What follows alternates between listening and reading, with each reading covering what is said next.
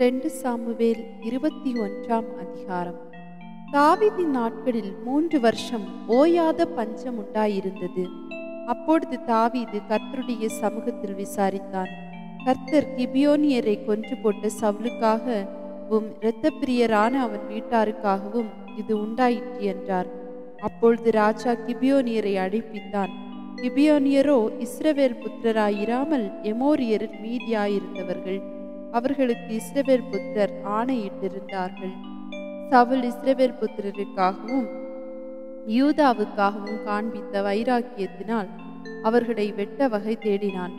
ஆகையால் தாவீது கிபியோனியரை பார்த்து, நான் உங்களுக்கு செய்ய வேண்டியது என்ன? நீங்கள் கர்த்தருடைய சுதந்திரத்தை ஆசீர்வதிக்கும்படிக்கு நான் செய்ய வேண்டிய பிராயச்சித்தம் என்ன என்று கேட்டான். அப்பொழுது கிபியோனியர் அவனை பார்த்து, சவுலோடும் அவன் வீட்டாரோடும் எங்களுக்கு இருக்கிற காரியத்திற்காக எங்களுக்கு வெள்ளியும் பொன்னும் தேவையில்லை. இஸ்ரவேலில் ஒருவனை கொன்று போட வேண்டும் என்பதும் எங்கள் விருப்பம் அல்ல என்றார்கள். அப்பொழுது அவன், அப்படியானால் நான் உங்களுக்கு என்ன செய்ய வேண்டும் என்று சொல்லுகிறீர்கள் என்று கேட்டான். அவர்கள் ராஜாவை நோக்கி, நாங்கள் இஸ்ரவேலின் எல்லையில் எங்கும் நிலைக்காதபடிக்கு அழிந்து போக எவன் எங்களை நிர்மூலமாக்கி எங்களுக்கு பொல்லாப்பு செய்ய நினைத்தானோ அவன் குமாரரில் 7 பேர் கர்த்தர் தெரிந்து கொண்ட சவுலின் ஊராகிய கிபியாவிலே நாங்கள் அவர்களை கர்த்தருக்கென்று தூக்கி போட எங்களுக்கு ஒப்பு கொடுக்கப்பட வேண்டும் என்றார்கள். நான் அவர்களை ஒப்பு கொடுப்பேன் என்று ராஜா சொன்னான்.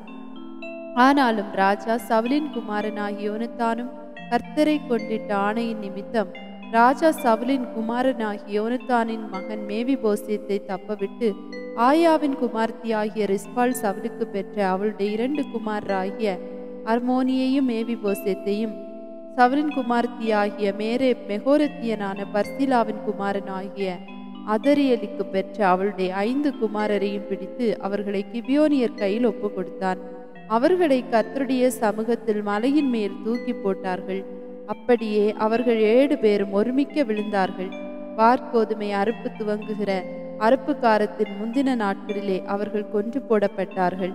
அப்பொழுது ஆயாவின் குமாரத்தியாகிய ரிஸ்பாள் 2 புடவையை எடுத்துக்கொண்டு போய் அதை பாறையின் மேல் விரித்து அறுப்பு நாளின் துவக்கம் முதற்கொண்டு வானத்திலிருந்து அவர்கள் மேல் மழை பெய்யும் மட்டும் பகலில் ஆகாயத்து பறவைகளாகிலும் இரவில் காட்டு மிருகங்களாகிலும் அவர்கள் மேல் விழ ஒட்டாதிருந்தாள்.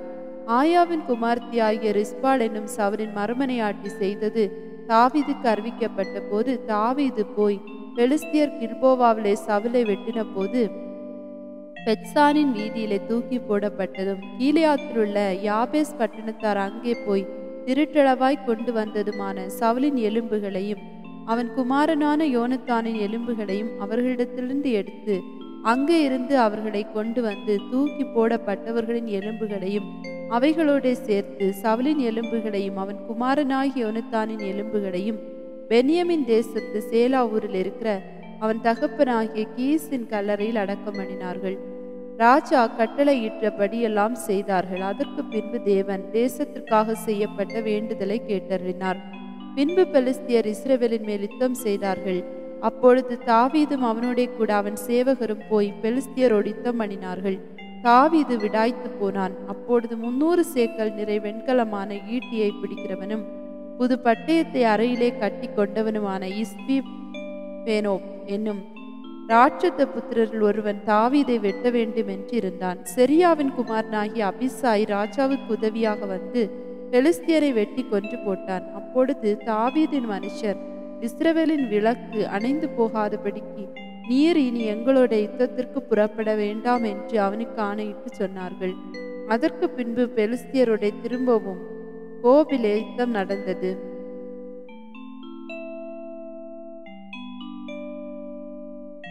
ஊசாத்தியனாகிய சிபேக்காய் ராட்சச சந்ததியான சாப்பை வெட்டி போட்டான். பெலிஸ்தியரோடு இன்னும் வேறொரு யுத்தம் கோபிலே உண்டான போது யாரேயோர்கீமின் குமாரனாகிய எல்கானான் என்னும் பெத்லஹேமியன் காத்தூரானாகிய கோலியாத்தின் சகோதரனை வெட்டினான். அவன் ஈட்டி தாங்கானது, நெய்கிறவர்களின் படைமரம் அவ்வளவு பெரிதாயிருந்தது. இன்னும் ஒரு யுத்தம் காத்தூரிலே நடந்த போது அங்கே நெட்டையனான ஒரு மனுஷன் இருந்தான். அவன் கைகளில் அவ்வாறு விரல்களும் அவன் கால்களில் அவ்வாறு விரல்களும் ஆக 24 விரல்களும் உள்ளவன். இவனும் ராட்சத பிறவியாயிருந்து இஸ்ரவேலை நிந்தித்தான். தாவீதின் சகோதரனான சிமேயாவின் குமாரனாகிய யோனத்தான் அவனை வெட்டினான். இந்த 4 பேரும் காத்தூரிலே ராட்சத்தனுக்கு பிறந்தவர்கள்.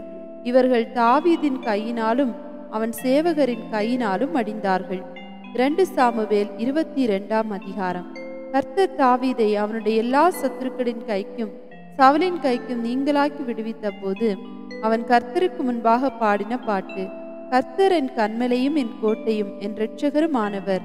தேவன் நான் நம்பியிருக்க துருகமும் என் கேடகமும் என் இரட்சணிய கொம்பும் என் உயர்ந்த அடைக்கலமும் என் புகலிடமும் என் இரட்சகரும் ஆனவர். என்னை வல்லடிக்கு நீங்களாக்கி ரட்சிக்கிறவர் அவரே. துதிக்கு பாத்திரராகிய கர்த்தரை நோக்கி கூப்பிடுவேன். அதனால் என் சத்துருக்களுக்கு நீங்களாகி ரட்சிக்கப்படுவேன்.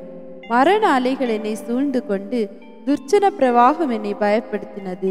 பாதாள கட்டுகள் என்னை சூழ்ந்து கொண்டது. மரண கண்ணிகள் என் மேல் விழுந்தது. எனக்குண்டான நெருக்கத்திலே கர்த்தரை நோக்கி கூப்பிட்டு என் தேவனை நோக்கி அபயமிட்டேன். தமது ஆலயத்திலிருந்து என் சத்தத்தை கேட்டார். என் கூப்பிடுதல் அவர் செவிகளில் ஏறிற்று. அப்பொழுது பூமி அசைந்து அதிர்ந்தது. அவர் கோபம் கொண்டபடியால் வானத்தின் அஸ்திபாரங்கள் குலுங்கி அசைந்தது. அவர் நாசியிலிருந்து பட்சிக்கிற புகை எழும்பிற்று. அவர் வாயிலிருந்து அக்கினி புறப்பட்டது. அதனால் தழல் மூண்டது. வானங்களை தாழ்த்தி இறங்கினார். அவர் பாதங்களின் கீழ் காரிருள் இருந்தது. கேருபீனின் மேல் ஏறி வேகமாய் சென்றார். காற்றின் செட்டைகளின் மீது தரிசனமானார். ஆகாயத்து மேகங்களிலே கூடிய தண்ணீர்களின் இருளை தம்மை சுற்றிலும் இருக்கும் கூடாரம் ஆக்கினார். அவருடைய சந்நிதி பிரகாசத்தினால் நெருப்பு தழலும் எரிந்தது. கர்த்தர் வானத்திலிருந்து குமுறி உன்னதமானவர் தமது சத்தத்தை தொனிக்க பண்ணினார். அவர் அம்புகளை எய்து அவர்களை சிதறடித்து மின்னல்களை பிரயோகித்து அவர்களை கலங்க பண்ணினார். கர்த்தருடைய கண்டிதத்தினாலும் அவருடைய நாசியின் சுவாச காற்றினாலும் சமுத்திரத்தின் மதகுகள் திறவுண்டு பூதலத்தின் அஸ்திபாரங்கள் காணப்பட்டது. உயரத்திலிருந்து அவர் கையை நீட்டி என்னை பிடித்து ஜலப்பிரவாகத்தில் இருக்கிற என்னை தூக்கிவிட்டார். என்னிலும் பலவான்களாயிருந்த என் பலத்த சத்ருவுக்கும் என் பகைஞருக்கும் என்னை விடுவித்தார். என் ஆபத்து நாளிலே எனக்கு எதிரிட்டு வந்தார்கள். கர்த்தரோ எனக்கு ஆதரவாயிருந்தார். என்மேல் அவர் பிரியமாயிருந்தபடியால் விசாலமான இடத்திலே என்னை கொண்டு வந்து என்னை தப்புவித்தார். கர்த்தர் என் நீதிக்கு தக்கதாக எனக்கு பதிலளித்தார். என் கைகளின் சுத்தத்திற்கு தக்கதாக எனக்கு சரி கட்டினார். கர்த்தருடைய வழிகளை காத்து கொண்டு வந்தேன். நான் என் தேவனுக்கு துரோகம் பண்ணினதில்லை. அவருடைய நியாயங்களை எல்லாம் எனக்கு முன்பாக நிறுத்தினேன். நான் அவருடைய பிரமாணங்களை விட்டு விலகாமல் அவர் முன்பாக மன உண்மையாயிருந்து என் துர்க்குணத்திற்கு என்னை விலக்கி காத்து கொண்டேன். ஆகையால் கர்த்தர் நீதிக்கு தக்கதாகவும் தம்முடைய கண்களுக்கு முன் இருக்கிற என் சுத்தத்திற்கு தக்கதாகவும் எனக்கு பலனளித்தார். தயவுள்ளவனுக்கு நீர் தயவுள்ளவராகவும் உத்தமனுக்கு நீர் உத்தமராகவும் புனிதனுக்கு நீர் புனிதராகவும் மாறுபாடானவனுக்கு நீர் மாறுபடுகிறவராகவும் தோன்றுவீர். சிறுமைப்பட்ட ஜனத்தை ரட்சிப்பீர். நேர்மையானவர்களை தாழ்த்த உம்முடைய கண்கள் அவர்களுக்கு விரோதமாய் திருப்பப்பட்டிருக்கிறது. கர்த்தராகிய தேவரீர் என் விளக்காயிருக்கிறீர். கர்த்தரன் இருளை வெளிச்சமாக்குகிறவர். உம்மாலே நான் ஒரு சேனைக்குள் பாய்ந்து போவேன். என் தேவனாலே ஒரு மதிலை தாண்டுவேன். தேவனுடைய வழி உத்தமமானது. கர்த்தருடைய வசனம் புடமிடப்பட்டது. தம்மை நம்புகிற அனைவருக்கும் அவர் கேடகமாய் இருக்கிறார். கர்த்தரை அல்லாமல் தேவன் யார்? நம்முடைய தேவனை அன்றி கன்மலையும் யார்? தேவன் எனக்கு பலத்த அரணானவர். அவர் என் வழியை செவ்வைப்படுத்துகிறவர். அவர் என் கால்களை மான்களுடைய கால்களைப் போலாக்கி என் உயர் தலங்களில் என்னை நிறுத்துகிறார். எண்கள வில்லும் என் புயங்களால் வளையும்படி என் கைகளை யுத்தத்திற்கு பழக்குவிக்கிறார். உம்முடைய இரட்சிப்பின் கேடகத்தை எனக்கு தந்தீர். உம்முடைய காருண்யம் என்னை பெரியவன் ஆக்கும். என் கால்கள் வழுவாதபடிக்கு நான் நடக்கிற வழியை அகலமாக்கினீர். என் சத்துருக்களை பின்தொடர்ந்து அவர்களை அழிப்பேன். அவர்களை நிர்மூலமாக்கும் வரைக்கும் திரும்பேன். அவர்கள் எழுந்திருக்க மாட்டாதபடிக்கு என் பாதங்களின் கீழ் விழுந்தார்கள். அவர்களை முறியடித்து வெட்டினேன். யுத்தத்திற்கு நீர் என்னை பலத்தால் இடைக்கட்டி என்மேல் எழும்பினவர்களை என் கீழ் மடங்க பண்ணினீர். நான் என் பகைஞரை சங்கரிக்கும்படியாக என் சத்துருக்களின் பிடரியை எனக்கு ஒப்பு கொடுத்தீர். அவர்களை நோக்கி பார்க்கிறார்கள், அவர்களை இரட்சிப்பார் ஒருவரும் இல்லை. கர்த்தரை நோக்கி பார்க்கிறார்கள், அவர்களுக்கு அவர் உத்தரவு கொடுக்கிறதில்லை. அவர்களை பூமியின் தூளாக இடித்து தெருக்களின் சேற்றை போல அவர்களை மிதித்து சிதற பண்ணுகிறேன். என் ஜனத்தின் சண்டைகளுக்கு நீர் என்னை விலக்கிவிட்டு ஜாதிகளுக்கு என்னை தலைவனாக வைக்கிறீர். நான் அறியாத ஜனங்கள் என்னை சேவிக்கிறார்கள். அந்நியர் இச்சகம் பேசி எனக்கு அடங்கி என் சத்தத்தை கேட்டவுடனே எனக்கு கீழ்ப்படுகிறார்கள். அந்நியர் முனைவிழுந்து போய் தங்கள் அரண்களிலிருந்து தத்தளிப்பாய் புறப்படுகிறார்கள். கர்த்தர் ஜீவனுள்ளவர், என் கன்மலையானவர் ஸ்தோத்தரிக்கப்படுவாராக. என் இரட்சிப்பின் கன்மலையாகிய தேவன் உயர்ந்திருப்பாராக. அவர் எனக்காக பழிக்கு பழி வாங்கி ஜனங்களை எனக்கு கீழ்ப்படுத்துகிற தேவனானவர். அவரே என் சத்துருக்களுக்கு என்னை விலக்கி விடுவிக்கிறவர். எனக்கு விரோதமாய் எழும்புகிறவர்கள் மேல் என்னை உயர்த்தி கொடுமையான மனுஷனுக்கு என்னை தப்புவிக்கிறீர். இது நிமித்தம் கர்த்தாவே, ஜாதிகளுக்குள் உம்மை துதித்து உம்முடைய நாமத்திற்கு சங்கீதம் பாடுவேன். தாம் ஏற்படுத்தின ராஜாவுக்கு மகத்தான இரட்சிப்பை அளித்து தாம் அபிஷேகம் பண்ணின தாவீதுக்கும் அவன் சந்ததிக்கும் சதா காலமும் கிருபை செய்கிறார். 2 சாமுவேல் 23 தாவீதுடைய கடைசி வார்த்தைகள். மேன்மையாய் உயர்த்தப்பட்டு யாக்கோபுடைய தேவனால் அபிஷேகம் பெற்று இஸ்ரவேலின் சங்கீதங்களை இன்பமாய் பாடின ஈசாயின் குமாரனாகிய தாவீது என்னும் புருஷன் சொல்லுகிறது என்னவென்றால், கர்த்தருடைய ஆவியானவர் என்னை கொண்டு பேசினார். அவருடைய வசனம் என்னுடைய நாவில் இருந்தது. இஸ்ரவேலின் தேவனும் இஸ்ரவேலின் கன்மலையுமானவர் எனக்கு சொல்லி உரைத்ததாவது, நீதிபரராய் மனுஷரை ஆண்டு தெய்வ பயமாய் துரைத்தனம் பண்ணுகிறவர் இருப்பார். அவர் காலையில் மந்தாரம் இல்லாமல் உதித்து மழைக்கு பிற்பாடு தன் காந்தியினால் புல்லை பூமியிலிருந்து முளைக்க பண்ணுகிற சூரியனுடைய விடியற்கால வெளிச்சத்தை போல இருப்பார் என்றார். என்னுடைய வீடு தேவனிடத்தில் இப்படி இராதோ? சகலமும் திட்டம் பண்ணப்பட்டிருக்கிற நிச்சயமான நித்திய உடன்படிக்கையை என்னுடன் அவர் செய்திருக்கிறார். ஆதலால் என்னுடைய எல்லா ரட்சிப்பும் எல்லா வாஞ்சையும் வளர்ந்தோங்க செய்யாரோ? ஏலியாளின் மக்கள் அனைவருமோ கையினால் பிடிக்கப்படக்கூடாததாய் எரிந்து போடப்பட வேண்டிய முள்ளுக்கு சமானமானவர்கள். அவைகளை ஒருவன் தொடப்போனால் இரும்பு ஆயுதத்தையும் ஈட்டி தாங்கையும் கெட்டியாய் பிடித்து கொள்ள வேண்டும். அவைகள் இருக்கிற இடத்தில் தானே அக்கினியினால் முற்றும் சுட்டரிக்கப்படும் என்றான். தாவீதுக்கு இருந்த பராக்கிரமசாலிகளின் நாமங்களாவன: தக்கேபோனியின் குமாரனாகிய யோசேபாசேபேத் என்பவன் சேர்வைக்காரரின் தலைவன். இவன் 800 பேர்களின் மேல் விழுந்து அவர்களை ஒருமிக்க வெட்டி போட்ட அதினோ ஏஸ்னி ஊரானவன். இவனுக்கு 2வது அகோயின் குமாரனாகிய தோதோவின் மகன் எலெயாசார் என்பவன். இவன் பெலிஸ்தியர் யுத்தத்திற்கு கூடின ஸ்தலத்திலே இஸ்ரவேல் மனுஷர் போகையில் தாவீதோட இருந்து பெலிஸ்தியரை நீந்தித்த 3 பராக்கிரமசாலிகளில் ஒருவனாய் இருந்தான். இவன் எழும்பி தன் கை சலித்து தன் கை பட்டயத்தோடு ஒட்டி கொள்ள மட்டும் பெலிஸ்தியரை வெட்டினான். அன்றைய தினம் கர்த்தர் பெரிய இரட்சிப்பை நடப்பித்தார். ஜனங்கள் கொள்ளையிட மாத்திரம் அவனை பின் சென்றார்கள். இவனுக்கு 3வது ஆகேயின் குமாரனாகிய சம்மா என்னும் ஆசாரியன். சிறுபயறு நிறைந்த வயலிலிருந்த இடத்திலே பெலிஸ்தியர் ஏராளமாய் கூடி ஜனங்கள் பெலிஸ்தியரை கண்டு ஓடுகிற போது இவன் அந்த நிலத்தின் நடுவிலே நின்று அதை காப்பாற்றி பெலிஸ்தியரை மடங்கடித்து போட்டான். அதனால் கர்த்தர் பெரிய இரட்சிப்பை நடப்பித்தார். 30 தலைவருக்குள்ளே இந்த 3 பேரும் அறுப்பு நாளிலே அத்துலாம் கெபியிலே தாவீதிடத்தில் போயிருந்தார்கள். பெலிஸ்தியரின் தண்டு தெப்பாயிம் பள்ளத்தாக்கிலே பாளையமிறங்கின போது தாவீது அரணான ஒரு இடத்தில் இருந்தான். அப்பொழுது பெலிஸ்தியரின் தானையும் பெத்லெகேமிலே இருந்தது. தாவீது பெத்லெகேமின் ஒலிமுக வாசலில் இருக்கிற கிணற்றின் தண்ணீரின் மேல் ஆவல் கொண்டு, என் தாகத்திற்கு கொஞ்சம் தண்ணீர் கொண்டு வருகிறவன் யார் என்றான். அப்பொழுது இந்த 3 பராக்கிரமசாலிகளும் பெலிஸ்தியரின் பாளையத்திலே துணிந்து புகுந்து போய் பெத்லெகேமின் ஒலிமுக வாசலில் இருக்கிற கிணற்றிலே தண்ணீர் மொண்டு தாவீதினிடத்தில் கொண்டு வந்தார்கள். ஆனாலும் அவன் அதை குடிக்க மனதில்லாமல் அதை கர்த்தருக்கென்று ஊற்றி போட்டு, கர்த்தாவே, தங்கள் பிராணனை எண்ணாமல் போய் வந்த அந்த மனுஷரின் இரத்தத்தை குடிக்கும் இந்த செயல் எனக்கு தூரமாய் இருப்பதாக என்று சொல்லி அதை குடிக்க மனதில்லாதிருந்தான். இப்படி இந்த 3 பராக்கிரமசாலிகளும் செய்தார்கள். யோவாபின் சகோதரனும் செரியாவின் குமாரனுமான அபிசா என்பவன் அந்த 3 பேரில் பிரதானமானவன். அவன் தன் ஈட்டியை ஓங்கி 300 பேரை மடங்கடித்ததினால் இந்த 3 பேர்களில் பேர் பெற்றவன் ஆனான். அந்த 3 பேர்களில் அவன் மேன்மை உள்ளவனாய் இருந்ததினால் அல்லவோ அவர்களில் தலைவனானான். ஆனாலும் அந்த முந்தின 3 பேருக்கும் அவன் சமானமானவன் அல்ல. பராக்கிரமசாலியாகிய யோய்தாவின் குமாரனும் கப்சேயேல் ஊரானும் ஆகிய பெனையாவும் செய்கைகளில் வல்லவனாயிருந்தான். அவன் மோவாப் தேசத்தின் 2 வலிமையான சிங்கங்களை கொன்றதுமல்லாமல் உறைந்த மழைக்காலத்தில் அவன் இறங்கி போய் ஒரு கெபிக்குள் இருந்த ஒரு சிங்கத்தையும் கொன்று போட்டான்.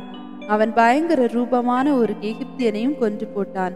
அந்த எகிப்தியன் கையில் ஒரு ஈட்டி இருக்கையில் இவன் ஒரு தடியை பிடித்து அவனிடத்தில் போய் அந்த எகிப்தியன் கையிலிருந்த ஈட்டியை பறித்து அவன் ஈட்டியினாலே அவனை கொன்று போட்டான்.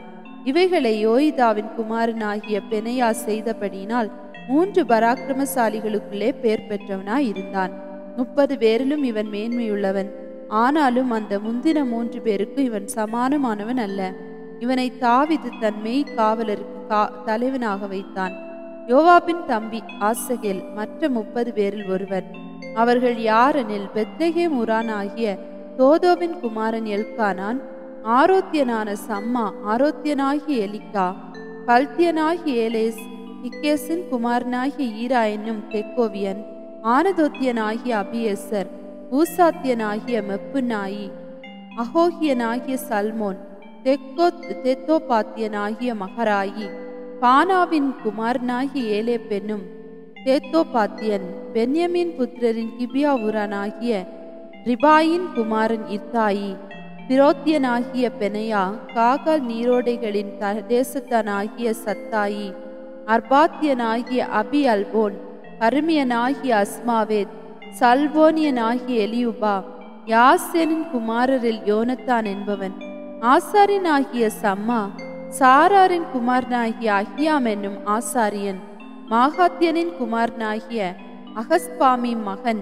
எலிபெலேக், ஹீரோனியனாகிய அகிதோபேலின் குமாரன் எலியாம் என்பவன், கர்மேலியனாகிய எஸ்ராயி, அர்பியனாகிய பாராயி, சோபா ஊரானாகிய நாத்தானின் குமாரன் ஈகால், காத்தியனாகிய பானி, அம்மோனியனாகிய சேலேக், செரியாவின் குமாரனாகிய யோவாபின் ஆயுததாரியான பேரோத்தியனாகிய நகராயி, இதனியனாகிய ஈரா, இத்ரியனாகிய காரேப், ஏத்தியனாகிய உரியா என்பவர்களே ஆக 37 பேர்.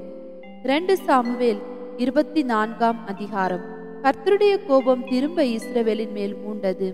இஸ்ரவேல் யூதா என்பவர்களை லெக்கம்பார் என்று அவர்களுக்கு விரோதமாய் சொல்லுகிறதற்கு தாவீது ஏவப்பட்டான். அப்படியே ராஜா தன்னோடு இருக்கிற சேனாபதி ஆகிய யோவாபை பார்த்து, ஜனங்களின் லெக்கத்தை நான் அறியும்படிக்கு நீ தான் முதல் பெர்சேபா மட்டுமுள்ள இஸ்ரவேலரின் கோத்திரமெங்கும் சுற்றித் திரிந்து ஜனங்களை தொகையிடுங்கள் என்றான். அப்பொழுது யோவாப் ராஜாவை பார்த்து, ராஜாவாகிய என் ஆண்டவனுடைய கண்கள் காணும்படி உம்முடைய தேவனாகிய கர்த்தர் ஜனங்களை இப்பொழுது இருக்கிறதை பார்க்கலும் 100 மடங்கு அதிகமாய் வர்த்திக்க பண்ணுவாராக. ஆனாலும் என் ஆண்டவனாகிய ராஜா இந்த காரியத்தை விரும்புகிறது என்ன என்றான். ஆகிலும் யோவாபும் இராணுவ தலைவரும் சொன்ன வார்த்தை செல்லாதபடிக்கு ராஜாவின் வார்த்தை பலத்தது.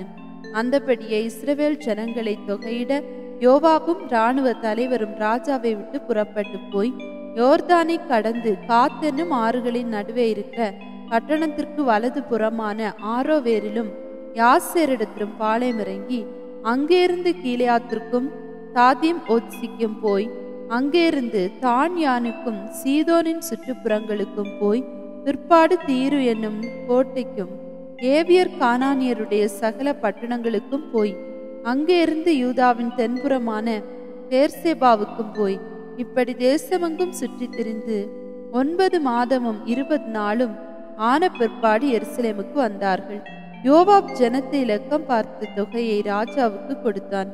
இஸ்ரவேலிலே பட்டயம் உருவத்தக்க யுத்த சேவகர் 8 லட்சம் பேர் இருந்தார்கள். யூதா மனுஷர் 5 லட்சம் பேர் இருந்தார்கள். இவ்விதமாய் ஜனங்களை எண்ணின பின்பு ராஜாவின் இருதயம் அவனை வாதித்தது. அப்பொழுது தாவீது கர்த்தரை நோக்கி, நான் இப்படி செய்ததினாலே பெரிய பாவம் செய்தேன். இப்போதும் ஆண்டவரே, உமது அடியாளின் அக்கிரமத்தை நீக்கிவிடும். நான் மகா புத்தீனமாய் செய்தேன் என்றான். தாவீது காலமே எழுந்திருந்த போது தாவீதின் ஞானதிஷ்டிக்காரனாகிய காத்தென்னும் தீர்க்கதரிசிக்கு கர்த்தருடைய வார்த்தை உண்டாகி சொன்னது, நீ தாவீதினிடத்தில் போய் 3 காரியங்களை உனக்கு முன்பாக வைக்கிறேன். அவைகளில் ஒரு காரியத்தை தெரிந்து கொள், அதை நான் உனக்கு செய்வேன் என்று கர்த்தர் உரைக்கிறார் என்று சொல் என்றார். அப்படியே காத் தாவீதினிடத்தில் வந்து அவனை நோக்கி, உம்முடைய தேசத்திலே 7 வருஷம் பஞ்சம் வர வேண்டுமோ, அல்லது 3 மாதம் உம்முடைய சத்துருக்கள் உம்மை பின்பு தொடர நீர் அவர்களுக்கு முன்பாக ஓடி போக வேண்டுமோ, அல்லது உம்முடைய தேசத்திலே 3 நாள் கொள்ளை நோய் உண்டாக வேண்டுமோ? இப்போதும் என்னை அனுப்பினவருக்கு நான் என்ன மறு உத்தரவு கொண்டு போக வேண்டும் என்பதை நீர் யோசித்து பாரும் என்று சொன்னான். அப்பொழுது தாவீது காத்தை நோக்கி, கொடிய இடுக்கணில் அகப்பட்டிருக்கிறேன். இப்போது நான் கர்த்தருடைய கையிலே விழுவனாக. அவருடைய இரக்கங்கள் மகா பெரியது, மனுஷர் கையிலே விழாதிருப்பேனாக என்றான். அப்பொழுது கர்த்தர் இஸ்ரவேலிலே அன்று காலமே தொடங்கிய குறித்த காலம் வரைக்கும் கொள்ளை நோயை வரப்பண்ணினார். அதனால் தான் முதல் பெயர்சேபா மட்டுமுள்ள ஜனங்களில் 70,000 பேர் செத்து போனார்கள். தேவதூதன் எருசலேமை அழிக்க தன் கையை அதன் மேல் நீட்டின போது கர்த்தர் அந்த தீங்குக்கு மனஸ்தாபப்பட்டு ஜனங்களை சங்கரிக்கிற தூதனை நோக்கி, போதும், இப்போது உன் கையை நிறுத்தி என்றார். அந்த வேளையில் கர்த்தருடைய தூதன் எபூசியனாகிய அர்வானாவின் போரடிக்கிற களத்திற்கு நேரே இருந்தான். ஜனத்தை உபாதிக்கிற தூதனை தாவீது கண்டபோது அவன் கர்த்தரை நோக்கி, இதோ நான் தான் பாவம் செய்தேன், நான் தான் அக்கிரமம் பண்ணினேன். இந்த ஆடுகள் என்ன செய்தது? உம்முடைய கை எனக்கும் என் தகப்பன் வீட்டுக்கும் விரோதமாய் இருப்பதாக என்று விண்ணப்பம் பண்ணினான்.